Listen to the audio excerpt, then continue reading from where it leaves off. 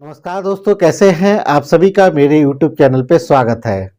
आज मैं आप लोगों से एक बात कहना चाहता हूँ कि निराश मत हो। जो लोग तुम्हारे बारे में चर्चा करते हैं, जो लोग तुम्हें ताने मारते हैं, उनके बारे में ज़रा सोच के परेशान ना हो। करो कोशिश इतनी कि ऐसा वक्त लाओ तुम, करो कोशिश इतनी कि ऐसा वक्त लाओ तुम, जो लोग तुम्हें ताने मारने में अपना वक्त देते थे।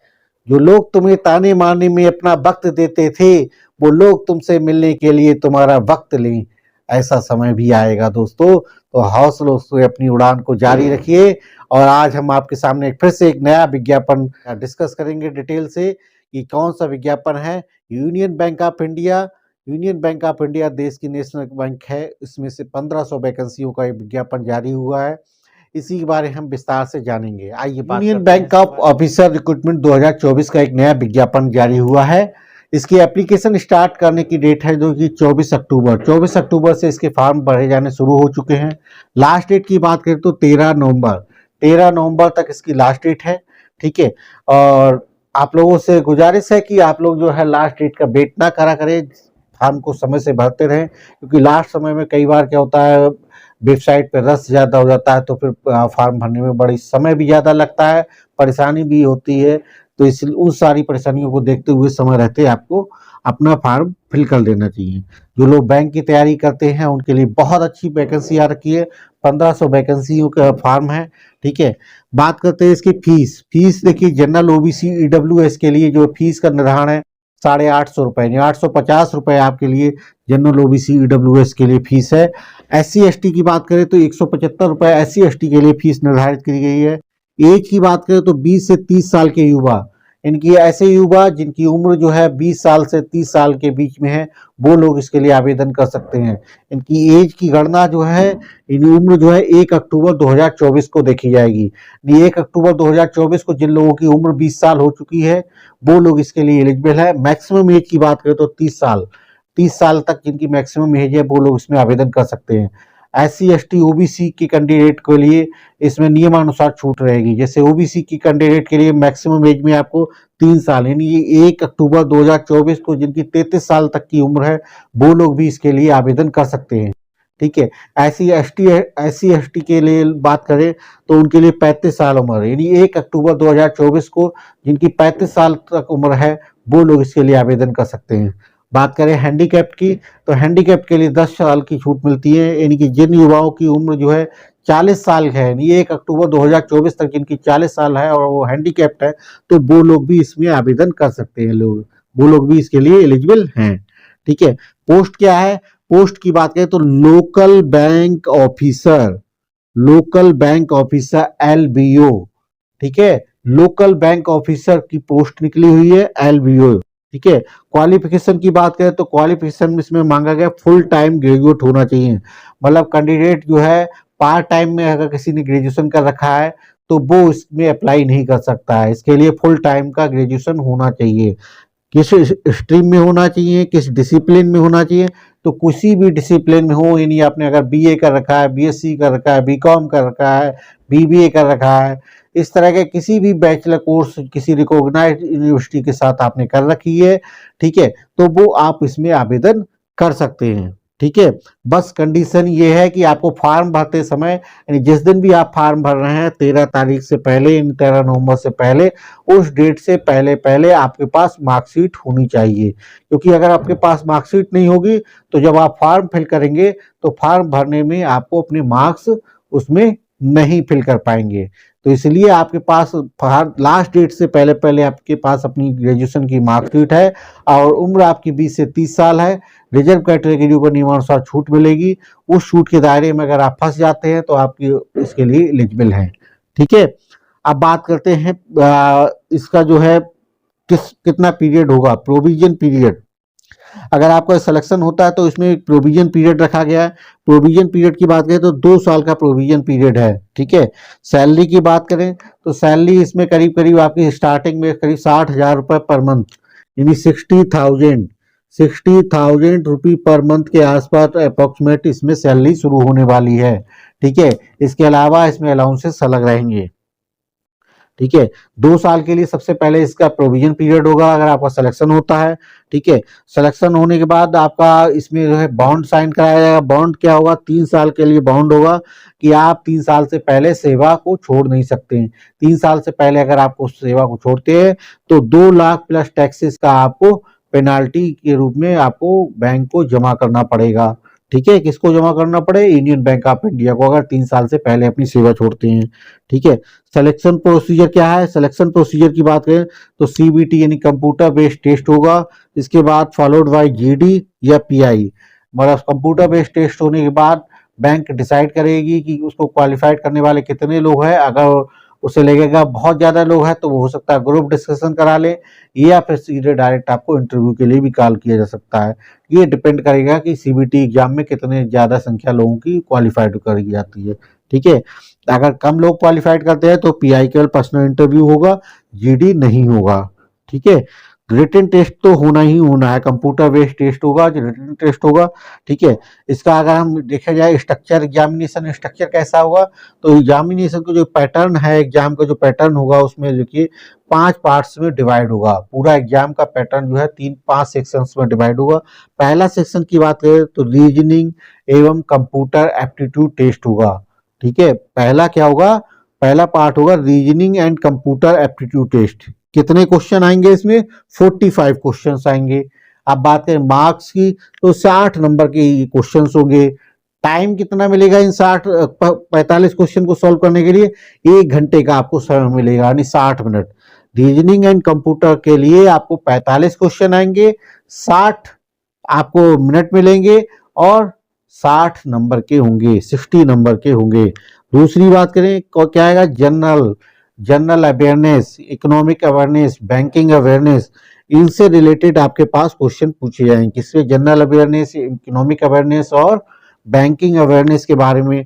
कितने क्वेश्चंस आएंगे, 40 क्वेश्चंस आएंगे, 40 नंबर के होंगे और इसके सॉल्व करने के लिए आपको 35 मिनट इन 35 मिनट दिए जाएंगे। ठीक है। तीसरा सेक्शन की बात करें तो तीसरा सेक्शन है डाटा एनालिसिस एंड इंटरप्रिटेशन। ठीक है।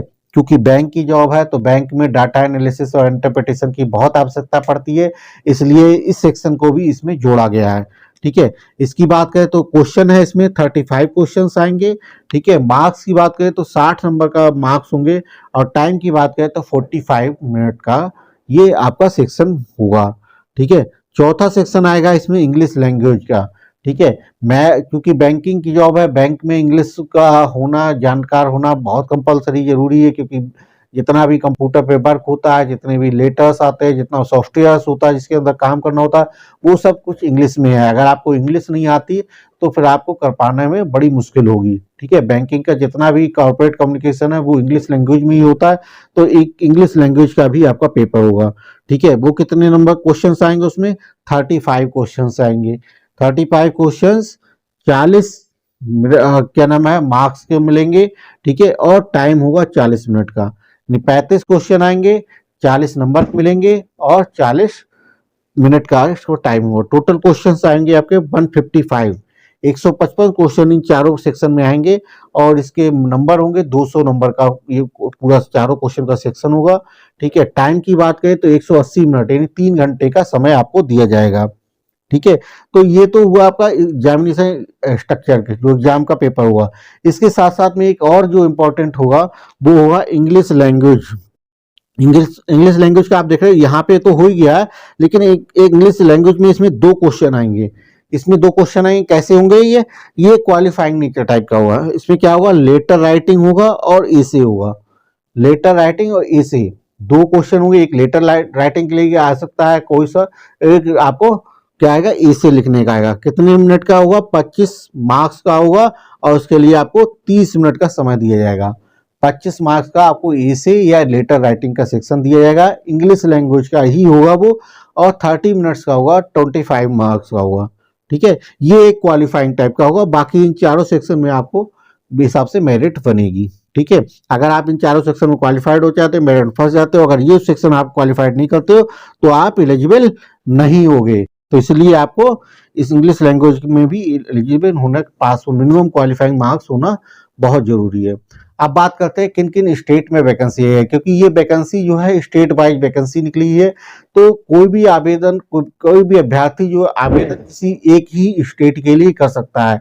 ऐसा नहीं कि वो सारे स्टेट में अप्लाई कर सकते, तो जिस स्टेट में अप्लाई करेगा, तो स्टेट वाइज़ वैकेंसी के बारे में बात कर लेते हैं, ठीक है? तो एक है आपका आंध्र प्रदेश। आंध्र प्रदेश में कितनी वैकेंसी है? 200 वैकेंसी निकली हुई है, ठीक है? दूसरा है आसाम। आसाम में वैकेंसी की बात करें तो 50 पोस्ट निकली हुई हैं। इसके बाद आपका बात करें कर्नाटका। कर्नाटका के लिए आपको वैकेंसी की संख्या है 300 संख्या है, ठीक है? इसके बाद गुजरात। गुजरात के लिए आपकी संख्या है 200 वैकेंसी आपकी गुजरात में भी निकली हुई है, ठीक है? तो आंध्र प्रदेश हो गया, आसाम हो गया, कर्नाटक हो गया, गुजरात हो गया। इसके बाद आपका आता है केरला। केरला में भी आपकी 100 वैकेंसी निकली हुई है, ठीक है? फिर आता है महाराष्ट्र। महाराष्ट्र में आपके 50 वैकेंसी निकली हुई है। इसके बाद आप उड़ीसा। उड़ीसा में आपकी 100 वैकेंसी निकली हुई है। इसके बाद बात करते हैं तमिलनाडु। तमिलनाडु में भी 200 वैकेंसी निकली हुई है। इसके बाद करते हैं तेलंगाना। तेलंगाना में 200 वैकेंसी निकली हुई है।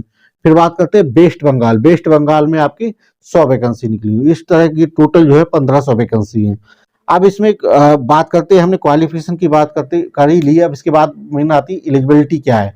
तो एलिजिबिलिटी के लिए सबसे इम्पोर्टेंट चीज क्या है? एक तो आपके पास जो है 20 से 30 साल के युवा होने चाहिए, ठीक है? दूसरी बात क्या है? आपने फुल टाइम अपना कोर्स कर रखा होना चाहिए, ग्रेजुएशन लेवल पे बीए, बीबीए, बीएससी होना चाहिए आपके पास। तीसरी सबसे इम्पोर्टेंट एलिजिबिलिटी क्या है कि आप जिस स्टेट के लिए आवेदन करेंगे उसकी लोकल लैंग्वेज आपको आनी चाहिए। जैसे आप आंध्र प्रदेश के लिए अप्लाई करेंगे तो आपको तेलुगु लैंग्वेज आनी चाहिए, तेलुगु देशम की लैंग्वेज आनी चाहिए। असम में अगर आप अप्लाई करते हैं तो आपको असमिया लैंग्वेज लोकल आनी चाहिए, मतलब एक तो हिंदी या इंग्लिश में कोई आती हो, दूसरी एक कंपल्सरी है लोकल भाषा असम के लिए। कर्नाटक से अगर आप अप्लाई करते हैं तो आपको कन्नड़ आनी चाहिए, ठीक है? गुजरात से अगर आप अप्लाई करते हैं तो आपको गुजराती, यानी एक मेन लैंग्वेज आपको हिंदी या इंग्लिश में से, दूसरी ऑप्शनल आपको गुजराती। ये क्या है कि आपको रीड, राइट और स्पीक तीनों आना चाहिए, ठीक है? ऐसे ही केरला से अगर आप बात करते हैं तो फॉर्म भरते हैं तो मलयालम। मलयालम अगर आपको आती है तभी आप केरला से आवेदन करिएगा। अगर मलयालम नहीं आती तो आप केरला से आवेदन मत करिएगा। महाराष्ट्र की बात करें तो मराठी। जिन लोगों को मराठी बोलना आती है वो लोग अपना महाराष्ट्र से आवेदन कर सकते हैं। उड़ीसा, जिन लोगों ने उड़िया लैंग्वेज आती है बोलना, वो लोग अपना उड़ीसा में आवेदन कर सकते हैं। तमिलनाडु की बात करें तो जिन लोगों को तमिल बोलना आती है, ठीक है? साउथ इंडियन में है, देखिए हर स्टेट की अपनी अलग अलग लैंग्वेज है। तो तमिलनाडु में तमिल बोली जा रही है, तो तमिल जिसको आती है वो अपने तमिलनाडु से आवेदन कर सकते हैं। और तेलंगाना, तेलंगाना से आप जिनको बोलनी आती है उन्हें तेलुगु, नहीं तेलुगु देशम के लिए आपको अगर तेलुगु लैंग्वेज बोलनी आती है तो आप तेलंगाना से भी आवेदन कर सकते हैं और आंध्र प्रदेश से भी आवेदन कर सकते हैं। इसके बाद आती है वेस्ट बंगाल।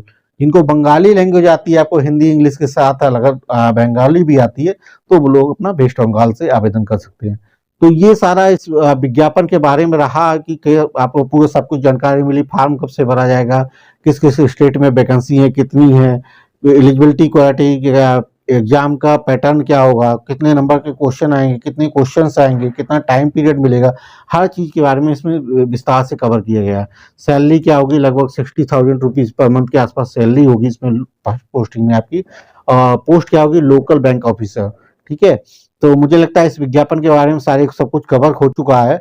अब अगर बचा हो रह गया हो जो आपकी क्वेरी इसमें रिजॉल्व नहीं हो पा रही हो तो आप लोग प्लीज़ कमेंट करिएगा ताकि हम उस क्वेरी को आपका रिजॉल्व कर पाएँ और आगे हम वीडियो को अपने कैसे इम्प्रूवमेंट कर पाएँ इसके लिए भी अपने जो है सजेशन दे कमेंट करते रहिएगा ताकि हम वीडियो को और इन्फॉर्मेटिव बना सकें, ठीक है?